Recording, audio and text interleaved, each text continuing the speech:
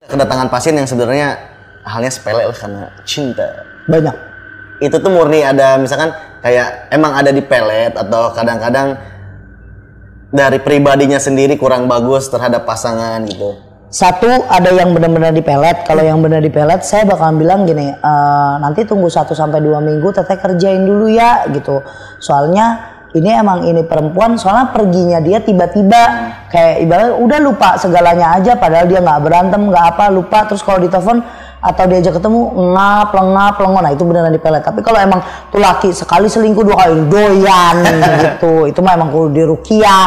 bukan kena pelet ya? Bukan, emang dia doyan. Kasus begitu. Banyak banget. Mungkin udah pernah ngerasain, udah pernah ngalamin kayak saya yang ya gimana, laki lu tuh emang nggak bener, udah tinggalin gitu. Tapi kan balik lagi, perempuan itu kan dikasih keistimewaan sama Allah itu hatinya lebih peka banget, lebih yang dramatisir, yang bucin-bucin manja. Nah itu karena kita sama-sama perempuan, memang pasienku kan kebanyakan perempuan, itu aku rangkul. Tapi tetap nanti dibalik itu aku pakai cara aku sendiri ngobatinnya. Tiba-tiba dia datang misalnya Om Vicky, Om kok tiba-tiba laki gue malah ninggalin gue, tapi gue seneng ya gitu, padahal tadinya nangis gitu. Ya terima kasih sama diri kamu, sama teteh sana, terus temuin teteh kok gue sekuat ini ya, padahal gini, karena saya tahu yang dibutuhin kamu itu bukan yang nangis, bukannya yang sama dia, tapi saya bikin emang jarak itu langsung saya jauhin dia. Tapi gimana caranya dia tuh saya hantam sama kerjaan. Jadi saya banyakin kerjaan, gimana caranya saya buka semua rezekinya dia biar dia lupain, karena saya tahu dia korban. Emang suaminya yang jahat. Ada lagi yang terbalik, istrinya yang tadinya jahat, yang merasa korban padahal tersangka. Nah itu saya nasihatin untuk lo bisa nggak sih adabnya jadi perempuan yang baik gitu. Oke, lo sama gue sama, kita sama-sama misal perokok, kita sama-sama kalau ngomong aku ngomong, tapi sama suami itu nada lo jangan vokal. Suami kerja tidak kerja, suami bisa ataupun tidak bisa, suami tetap di atas derajatnya manusia. Khususnya istri. Karena kan istri itu udah kita punya surga ada di suami. Ridhonya Allah ya ridhonya suami. Tapi kita lihat suami yang kayak gimana dulu. Ya kan, kalau itu suami lo udah bener, lo tinggal nurutin aja, orang bener kok suami. Iya, baru nyesel. Jadi emang case itu banyak banget yang aneh-aneh. Cuma ada yang saya jalanin, ada yang enggak, ada yang saya tolak. Ada yang saya suruh pulang gitu aja. Ada yang saya maki-maki. Ada yang datang baca Al-Fatihah aja nggak bisa, malah jadi saya ngajarin dia sholat. Ngajarin ngaji. Ya, ada yang login. Aduh, alhamdulillah. Ya, login saya sampai sekarang udah 27 login. Wih, keren. Iya, udah 27 login. Kemarin terakhir orang Natuna, dia ateis, akhirnya login. Itu saya kasih ke ada kiai di rumah, memang guru saya juga. Jadi udah saya login berdua nih, ada kiai, ada saya bawa ke kiai saya. Karena saya tahu saya bukan ahli untuk login, tapi gimana caranya untuk dia mencintai agama kita gitu. Kalau Arendi, yang kayak tadi cerita-cerita Maria kan unik. Saya kira Arendi mau logout gitu. Aduh, parah nih. Enggak dong. Ada cerita Pak yang soal ya yang sepele lah gitu, tapi datang ke Gak ada. Singkat banget, gue nanti susah lagi nanyanya. Ya sama sih, case-nya sama Teh Ria, alami masalah percintaan lah, rumah tangga, pekerjaan, jodoh, ya seputaran ya sama sih sebenarnya tuh sama semuanya. Gitu. Nah kalau yang kayak gitu-gitu tuh sebutannya kan bukan cuma pelet ya, ada apa? Pelet, santet, gendam, teluh, guna-guna. Bedanya tuh di mana? Gantung waris tuh ada. Kalau gantung waris lebih kayak misalnya contoh nih, yang di dalam satu rumah itu berlima, ibu, bapak, 3 anak. Yang kena itu bapaknya, emang udah fix bapaknya itu kena non medis, udah berobat kemana-mana. Tapi ini kan ada anak 3 nih. Nah 3 anak ini yang bujang nggak punya bini, yang udah nikah nggak punya anak. Terus giliran yang udah punya anak, udah punya suami, udah punya keluarga ibaratnya, tapi rezekinya morat-marit, itu gantung waris karena efek dari orang tua atau keluarga. Iya. Oh, gitu. Berarti kalau menurut gue itu lebih parah sih daripada nyerang satu orang. Iya, karena emang gini ya. Kalau saya lihat kebanyakan itu sekarang dukun-dukun santet itu gunain cara-cara jadul. Jadi gini, dia nyerang satu orang, tapi dia bikin kayak payung pecah. Siapapun di situ di dalam satu rumah itu, di lingkungan situ pokoknya 41 rumah, 41 mata angin itu akan kena paparannya. Tapi yang paling parah satu rumahnya ini, kalau dianya kuat dia bakalan lari ke sini, yang lemah dia cari yang lemah, karena sekarang nyarinya nggak mau rugi, nggak mau cuma satu doang. Misalnya satu kuat, wah kepental lagi sama dia, sekarang udah nggak mau. Dia ngambilnya energi soalnya. Boleh di-cut dulu gak? Iya. Azan. Kita kembali ke zaman jahiliyah lah, masa teteh masih hitam. Teteh ada dapat ini nggak, teguran dari leluhur teteh, entah itu dari mimpi atau secara langsung datang misalkan, Ria itu jalan yang salah, pernah nggak? Bukan pernah sih, tapi malah lebih ke sering. Kalau setiap saya lagi mau meritualkan pasien gitu, pas ketemunya hari lahir saya nih, saya kan lahir hari Senin kan, Senin Pon. Terus saya lagi ngerjain pasien, itu malamnya pasti saya ditemuin sama leluhur saya, mau itu kai dari kakeknya mama atau dari abah, itu bapak saya, kakek saya dari papa. Apa yang mereka katanya ditegur kah atau gimana? Diomelin? Orang udah bagus-bagus, punya isian tuh besar, bagus, belum tentu ada perempuan yang punya, malah disia-siain untuk nyakitin orang tuh. Nanti kalau Allah udah marah, sakit hatinya itu kita ngerasainnya nanti di neraka. Selalu ngomong itu, selalu nyampeinnya kayak, lu tuh udah bagus punya ini, kenapa disia-siain? Karena kan saya itu dulu pecinta banget papa. Maksud saya cinta banget sama papa, saya kan ngagumin banget papa. Sampai akhirnya saya belajar ilmu kebatinan itu dari papa. Terus punya teman kecil itu, saya punya maung putih, namanya Kolot, karena dia udah tua, jangan ketawa aja. Nah itu pas saya ilmu hitam nggak ada dia. Si Kolot ini nggak ada. Saya sampai pengen nangis, kemana ya Kolot ya, kok nggak ada. Nah pas saya tobat, saya habis ucap 2 kalimat syahadat, terus besoknya saya mandi wajib semua pembersihan. 1 tahun pertama saya sholat tobat terus kan, terus selama 1 tahun itu kalau datangnya itu saya memang lagi sakit gitu, badan saya panas, demam tinggi, terus kayak ada yang nyenggol kaki saya, dingin. Saya bangun, Masya Allah, balik lagi gitu ya, Masya Allah balik lagi. Ya Allah, berarti ditakdirin emang gue harus ngebantuin orang, bukan ngejahatin orang. Dari situ makin yakin lagi. Sampai sekarang punya dia ada. Karena teteh tadi ngenotis Arendi senyum-senyum mulu. Kenapa? Ya, pengen senyum aja emang. Pasti harus ada maksud atau orang dengan kalau senyum-senyum sendiri mah gila ya. Pasien. Kenapa? Selama Teh Ria ngomong nih kayaknya iya amat diem baik. Ayo tuh nanya. Dari awal pertama datang kita ke sini juga sebetulnya udah ketemu. Sebelum Teh Ria datang pun dia udah ada di sini. Iya, karena dia tim ngendus. Ya kan, sebelum Tuana datang dia harus netralisir dulu lah. Ya saya mau punya dia orang presiden punya pas pampres juga saya punya lah. Pas kampret. Punya. Sebagai bentuk proteksi kali ya. Iya. Terus tadi soal leluhurnya sendiri ya. Ya sebetulnya sendiri nggak ada, dalam artian nggak ada hak ya untuk bicara masalah ini ya Teh. Tapi spill dikit lah. Apa tuh spillnya? Sosok ini, leluhur ini sangat positif Tang. Ya, sangat positif. Beliau memang punya aura wibawa yang besar. Kanuraganya juga mantap, walaupun perempuan. Oh, perempuan ya? Itu. Ria? Auranya warna putih. Betul. Bersih. Ya karena Dan it's very clear. Karena kita kan satu keluarga itu kita ada apa ya? Sambung untuk syekhnya itu kan kita penganut dari Pangeran Cakrabuana. Dan kebetulan uyut saya benar-benar abdi dalam dari kesepuhan. Jadi saat kemarin di keraton kita doang yang diizinin sampai malam untuk keliling untuk penelusuran karena masih ada apa ya runtutan keluarga yang kerja lah di ngabdi, ya terang ngabdi di sana. Lalu juga kan Cirebon juga. Kira-kira kita bisa juga nggak ke keraton malam-malam? insya Allah gas. Biasanya kalau emang orang asli Cirebon terus niat penelusuran gini, penelusuran yang dimau sama para abdi dalam Keraton Kasepuhan itu hanya mau melihat edukasi Keraton Kasepuhan di malam hari itu seperti apa. Ada lokasi-lokasi memang yang dibuka tuh kerennya itu kalau malam, kayak contoh di dalam kan beberapa sumur gitu. Kan kalau siang-siang rame juga kan. Nah malam, nah banyak juga ada penelusuran yang kalau bahas mistis itu dilarang.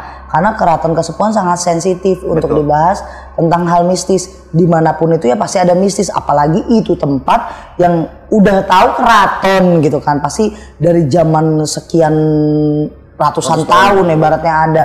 Nah kebetulan saya diizinkan, tambah lagi saya punya tawasul, saya dapat dari yang abdi dalam kan, dari Cai. Kalau kita bilang kan Cai ya, Cai Elang ngasih tawasulan, yaitu runtutan dari Pangeran Cakrabuana dan lain-lainnya banyak.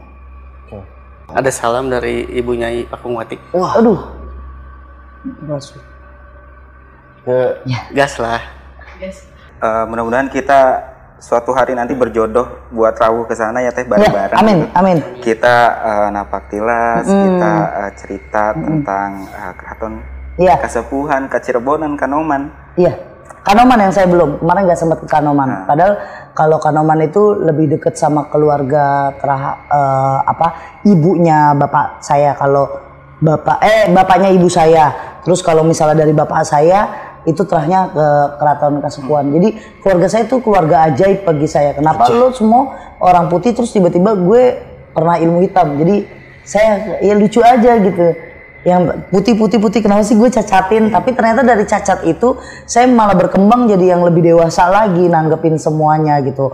Saya nggak pernah tahu yang namanya ada perang antar keraton. Iya dulunya ya. Iya dulunya, terus saya nggak pernah tahu cerita tentang Keraton Kasepuhan kayak gimana. Sampai ada nih R&D, saya ada satu penelusuran di daerah deket pabrik gula di sana, itu ada makam keramat. Ternyata Kuncennya kagak tahu ceritanya apa, karena dia anak dari Kuncen yang bapaknya dia udah meninggal gitu kan.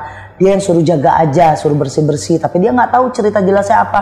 Nah saya dengan sahabat saya kayak Atmo, ya kita kan main tengok-tengokan dong, karena kita belum nyiapin nih apaan nih yang kita kesana. Saya itu kan tipikal orang yang udah kalau penelusuran di sana saya nggak mau cari di Google atau apa, saya maunya langsung surprise gitu. Saya yang ngasah sendiri kemampuan saya gitu.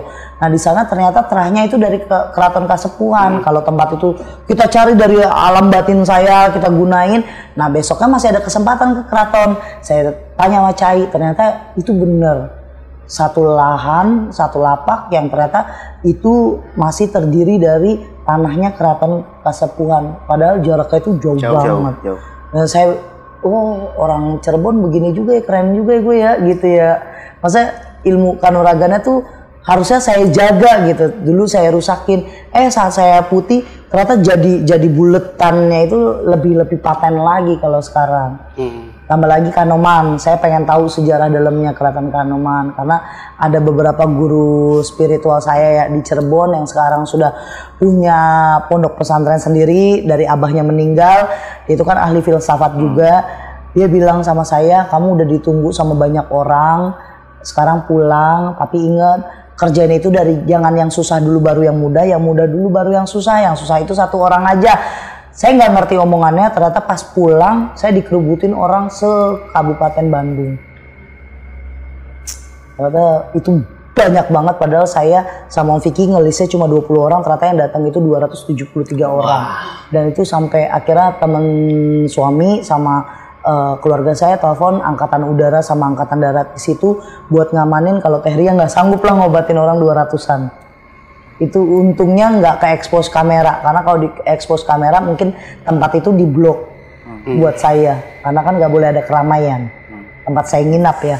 Itu untung nggak ke expose. Saya juga mohon sama semua yang datang, tolong handphone semua tutup, karena saya nggak mau ini yang punya guest house diblok. Itu 273 orang dan itu masuk listnya cuma sekitar 20 dan itu bisa kehitung gara-gara mereka semua bikin antrian.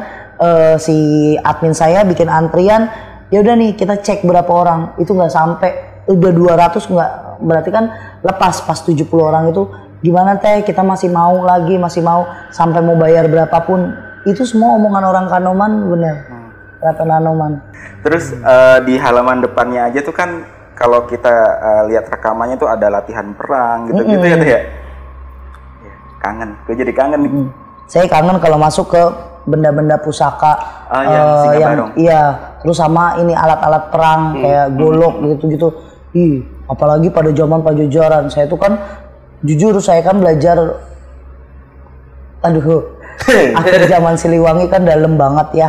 Jadi saya tahu tentang wangsit-wangsitnya dari Pangeran Prabu Siliwangi. Jadi emang saya awalnya tadinya cinta cerita sampai akhirnya saya dalemin, saya tahu tapak mok saya di mana. Maksudnya pas ngelihat bendera-bendanya Prabu Siliwangi, memang saya cinta dengan adat saya, kebudayaan saya. Kapan ya saya bisa ketemu langsung sama Baginda Prabu? Saya cuma ketemu sama salah satu anaknya aja. Kenapa nggak diizinin sama Baginda Prabu? Cuma ketemu sama Mas Erna aja gitu. Kenapa belum boleh? Ternyata saat itu hati saya masih sombong. Nah, saya lagi belajar nama Ria cukup Ria aja, tapi jangan artinya sombong. Saya pengen ketemu sama Baginda Prabu Siliwangi. Kalau saya bilang, saya pengen terima kasih apa ya? Karena dulu pernah jadi kerajaan besar, akhirnya sekarang kita yang umurnya lagi di zaman milenial kayak gini, ketemu prasejarah yang the best banget. Belajar yang namanya ilmu cinta kasih sayang dari Hindu, ilmu cinta kasih sayang dari Buddha, sampai akhirnya dijadiin satu ke Muslim. Itu bagi saya cerita dari Prabu Siliwangi, akhirnya saya jalanin sekarang. Ke pasien pun mau apapun agamanya saya peluk dengan cinta. Luar biasa. Pantas kita serasa betah banget di sini, soalnya kita menerima dengan cinta ya. Ya, kalau saya gini, kalau saya mencintai orang dan menerima orang itu dengan kelembutan cinta sayang, saya yakin suatu saat nanti dimanapun saya diterima dengan sayang.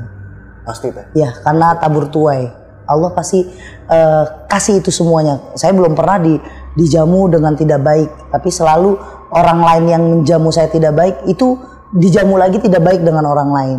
Itu saya yakin. Kayak dengan kalian semua, saya cuma menganggap kita udah bukan batasan antara YouTube baru, YouTube lama, lo siapa, dia siapa, tapi saya nganggap Misteri Tapal Batas itu saudara saya.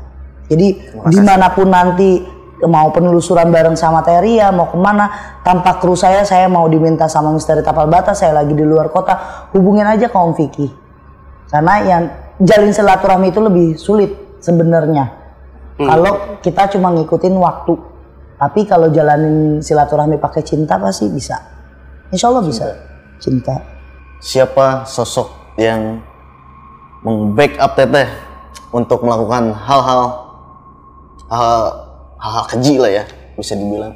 Teteh pasti punya ini dong, punya andalan lah. Siapa dan kenapa bisa itu? Siapa? Arwarot. Kenapa? Karena bagi saya tidak mau jadi pemain, tapi saya mau jadi pelatih. Jadi saya tidak mau terjun untuk meminta kekayaan atau untuk meminta menyakiti orang. Tapi saya mau diminta, saya mau diagungkan, saya mau ditinggikan. Jadi saya harus punya perjanjian yang lebih tinggi. Contohnya, situ punya guru, ya gurunya itu saya. Saya nggak mau saya yang jadi murid, saya yang diinjek-injek. Karena Abah pun tunduk sama saya. Dan di situ saya percaya ternyata yang bikin orang di satu perguruan itu tunduk karena ilmu putih saya, bukan ilmu hitam saya. Nah, kenapa mereka takut banget sama saya? Kalau saya lepas Arwarot ini, mereka yang akan mati. Itu yang saya dapetin. Itu yang saya tahu. Ternyata Arwarot itu hanya segaris kecil yang saya punya dapat dari Kesepuhan Cirebon. Itu doa, itu ajian, satu buah siliran lirik lagu lantunan, solawatan yang bisa mematikan Arwarot saat saya lagi masih hitam. Dan yang paling kuat memang dia. Kenapa saya akhirnya tahu dulu kalau saya bilang yang agung, karena kan yang kita agung-agungkan dia tinggi besar, tinggi banget besar, cakarannya panjang dia, tapi mukanya kayak babi, kayak kerbau, kayak kuda, ya pokoknya muka binatang ya. Tanduknya double, udah tanduk, ada tanduk kecil lagi, di sini ada sayap kecil, ada apinya banyak banget. Bukan api sih, kayak sebenarnya sih emang api, cuma kalau kita lihat cuma siluet cahaya yang tak gitu. Itu kalau dia lagi marah, matanya dia kilatan aja. Dan itu lidahnya dia bisa panjang tapi kayak ular, ada cabangnya gitu. Setelah Teteh memutuskan untuk bertobat, si arwah ini dikemanain teh? Atau teteh melakukan apa sehingga yang dulu yang pernah ikut sama teteh, misalkan anak-anak buah gaib teteh tuh pada kemana?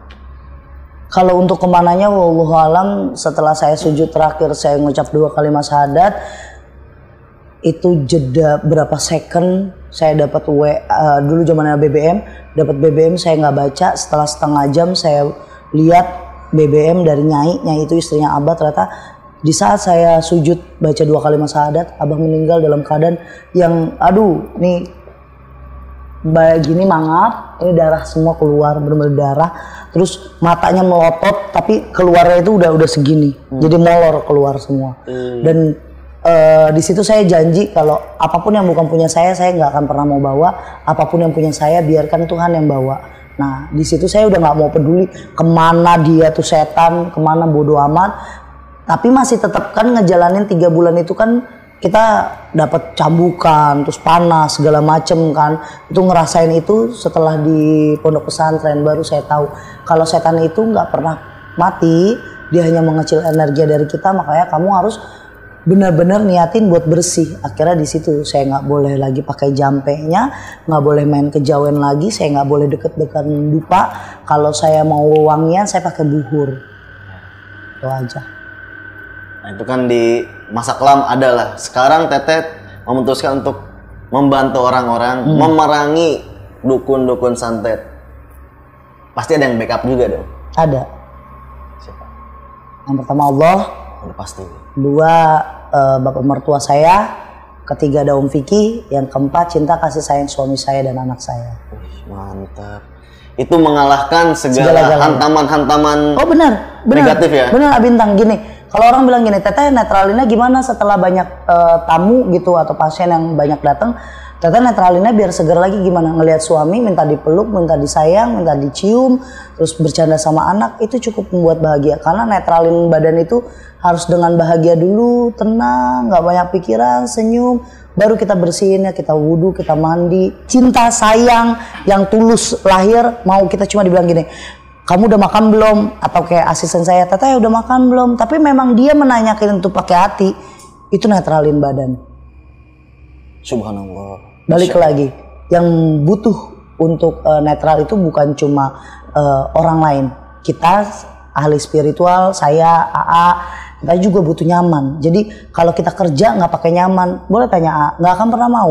Makanya kita bakalan nolak atau nggak mau ngerjain sesuatu karena hati kita nggak bisa bohong kalau itu bikin kita nggak nyaman, nggak mau. Ya betul. Ini gue masih ada ini nih. Tadi ada pertanyaan yang kelewat tadi, kepotong-potong kelewat. Teteh pernah nggak di Teteh atau Arendi lah nanti gantian jawabnya boleh, Rian juga boleh. Pernah nggak diminta untuk kalau Arendi dan Rian mungkin nyembuhin ya. Kalau Teteh dulu pernah nggak diminta buat nyantet orang ke luar negeri, yang di luar negeri gitu deh? Pernah. Tapi selalu nggak kuat sama bayarannya karena kan kita nyebrang pulau, terus belum tentu lagi itu bisa terjadi kan. Itu kayaknya hal yang sangat mustahil untuk kemampuan jarak jauhnya. Paling yang kita bisa tarik itu dia gelisah aja. Yang menentukan si besarannya tuh apa sih? Ya suka-suka mulut saya. Ya ilah. Kirain ada apa yang harus dibeli, persyaratan apa? Kesusahannya nyari janin. Kalau dia pakai janin berarti harganya itu di atas 100. Kalau dia tidak pakai janin, saya hanya mandi darah-darah aja, itu di bawah 100. Tapi lebih murah lagi kalau udah nggak pakai janin, nggak pakai darah, tapi alat-alat yang ada kayak telur ayam, terus yang murah-murah lah gitu, ibaratnya menyan-menyanan dan segala macam itu puluhan juta. Justru kalau nyembuhin lebih gampang ya? Kalau kita kan balik lagi, kalau nyembuhin mah cuma ngomongnya, nih nanti jalannya gini. Balik lagi kalau nyembuhin, kalau teteh nggak pakai apa-apa, udah psikisnya dulu kita coba, kita tes dulu. Emang dia benar-benar parah nggak? Kalau misalnya parah, pasti mau nggak mau saya suruh dia ketemu sama saya. Kalau nggak, orang yang namanya kena santet kalau belum disentuh, belum dipegang tuh agak susah, lama. Sama aja kayak kita makan sambal nih. Kita mau pedes, pakai saus kan cuma pedesnya gitu aja. Ya mendingan sekalian kalau mau pedes ya keletus cabenya. Sekalian sama cobek-cobeknya. Limbad ini pertanyaan netizen nih. Pertanyaan sobat TB sama sahabat misteri. ini konyol lah pokoknya. Tanggapan aja ya. Tanggapan Teteh kalau diminta cek hodam. Ya nggak, ya kalau saya mah pasti gerutu, cek kodam, mau belajar apaan, semua manusia punya kodam, emang bisa gunainnya, nanti kalau nggak bisa gunainnya sakit, ngubungin Teria, tolong saya sakit. Jadi kalau orang cek kodam, saya cuma lewatin aja. Sama kayak omongannya Aryan, kita nggak bisa ngelihat dari username-nya, fotonya, ketemu juga belum, cek kodam. Kayaknya kalau orang yang langsung tahu lewat username doang, kayak misalnya angka doang, terus dia nyebutin nama saya Rizky anu doang, nama itu bakalan sama kan, banyak yang sama gitu. Terus daripada kita ngomong meleset malah kita diketawain nama dia, ya bohong. Kalau saya mendingan sekalian saya yang ngeledekin, mau ngapain cek kodam, emang mau ngobatin orang, emang mau apa, udah semua manusia ini lahir udah punya kodam, tergantung kita gunainnya. Kodamnya itu bisa diaktifin atau enggak tergantung kitanya. Kalau kodam saya Teh? Kalau kodam Anda kayaknya dulu kempet deh. Soalnya pas kita live TikTok, Arendi atau Riani banyak banget yang nanya, Bang cekin kodam dong, cek kodam gitu. Jadi gue penasaran juga nih, gue mau nanya ke Teteh tadi. Iya banyak. Ya kalau alasannya hanya ya penasaran aja, pengen tahu aja, better no. Skip. Nggak usah. Skip. Iya, mendingan di skip ini, karena nanti kalau lo tahu hodam lo apa, misalkan ke trash ya Teh, misalkan lo tahu nih hodam lo apa, khawatirnya timbul rasa sombong. Kalau saya emang pengen tanya sama Arendi dari tadi juga, kodam saya apa sih? Kodam Teteh itu tutup termos. Biar nggak panas kali ini udah panas, jangan tutup termos lagi, panas banget, mendidih ntar. Udahlah. Nanti itu kita jawab di belakang kamera. Ini ada pertanyaan terakhir. Apa pandangan Teteh terhadap orang-orang yang nggak percaya sama Santet dan teman-temannya? Apalagi ada kan ya, konten kreator juga lah, badut merah lah namanya. Dia suka ngenye gitu ke orang-orang spiritualis. Tanggapan Teteh gimana? Kalau tanggapan saya untuk pesulap merah, balik lagi, mau percaya ataupun tidak, dunia spiritual itu Tuhan menciptakan selalu berdampingan. Ya. Laki perempuan, kanan kiri, hidup mati, nyaman tidak nyaman, sakit sehat. Ya adanya dunia yang terlihat sama tidak terlihat. Kalau dia tidak percaya adanya dunia spiritual, saya mau tanya kenapa Allah mencatat di firman-Nya, Allah menuliskan di firman-Nya kalau ada nabi di akhir zaman. Terus kenapa adanya Nabi Khidir? Terus kenapa adanya para wali? Terus kenapa adanya moksa? Nah, itu yang saya mau tanyain kalau dia tidak percaya dengan adanya ilmu goib. Makanya saya bilang kalau seorang pesulap ya dia akan pakai trik. Karena memang sulap. Kalau dunia spiritual pakai trik, memang ada triknya. Triknya bagaimana caranya? Kita ada di sini, tiba-tiba ada di daerah lain. Itu kan ada triknya. Ada triknya puasa. Ada triknya kita mati geni. Caranya itu bisa digunakan dari kapan? Ya dari zaman para nabi. Rasulullah pun sudah ada sihir, cuman namanya memang sihir. Kalau dia tidak percaya dengan ilmu goib, sampai kapanpun kita akan cuma adu argumen aja. Biarlah dia dengan kepercayaannya dia, kita dengan kepercayaan kita. Yang penting Tuhan dan agama saya jangan pernah dicolek. Karena kalau dia sampai menyolek Tuhan dan agama saya, dia akan saya colek sampai ke kerak-kerak neraka. Ngeri. Nah, jadi itu sobat, bincang-bincang kita sama Teh Ria luar biasa. Terakhir, sorry, punten Teteh. Ini terpana sama Shell Teteh. Apakah ada arti khusus Teh? Soalnya di foto-foto juga kayaknya pada pakai Shell itu juga Teh. Coba Bintang nanya dulu biar dilihat Bintang. Oh, Ya. kenapa Teh? Tolong dijawab tadi pertanyaan Mbak Ana, kenapa Teteh sering pakai shell hijau? Di foto-foto juga, di beberapa podcast juga. Sebenarnya saya punya shawl yang benar-benar dikasih dulu saat saya setelah melakukan semedi atau berdiam diri pas di dalam telaga ya. Itu setelah itu ada di kotak pemberian, itu ada kotak peti gitu, itu isinya shawl hijau. Kalau shawl hijau itu atau kayak pasmina, dia kayak kerudung hijau gitu. Kalau itu masih ada berarti saya memang diterima dengan Ibu Ratu. Nah, Ibu Ratunya itu kan bukan sekali bukan selalu dan melulu itu Bu Ratu Kidul ataupun Nyi Blorong dan ya pokoknya bukan cuma itu kan, Ibu Ratu banyak ya. Mama saya juga dipanggil Ibu Ratu sama saya mah. Nah, kalau syal ijo yang dulu digunakan untuk senjata saya. Jadi saya pakainya itu jubah hitam, celana pangsi, dan syal hijau itu selalu saya gantung di atas tengkorak manusia. Itu tengkorak manusia itu dulu bekas muridnya Abah yang sudah meninggal, tapi palanya doang, tengkoraknya itu buat kalau kita bilang apa sih, ucapan terima kasih lah gitu, karena kan ada sajen dan lain-lain. Nah itu syalnya kita selalu taruh situ sebelum kita pakai untuk ya maksud berperang, praktek. Nah kalau ini saya nyari nih, kan di mana-mana kan pasti ada ciri khasnya ya. Apa ya, saya selain pakai blazer, kayaknya namanya perempuan kan dada saya biar ketutupan. Saya bilang sama salah satu orang tertua saya, terus akhirnya bos saya bilang, direktur dari RAM, ruang artis manajemen, ngasih ini. Saya kasih ke Habib, bagus nggak ini gitu. Terus saya sebelumnya ke Kiai dulu, ini bagus nggak? Iya, tapi saya diijazahin, suruh dikuasain, suruh pakai buhur, biar apa, biar wibawanya keluar aja, biar menyatu sama diri. Akhirnya keluar deh ini ciri khas ini. Mau? Boleh. Mau. Kalau dikasih ini nanti aku pakai ikat sini, set. Dan gua kasih yang ada tulisannya di sini, sayang. Beta janji, beta jaga, ale untuk selamanya.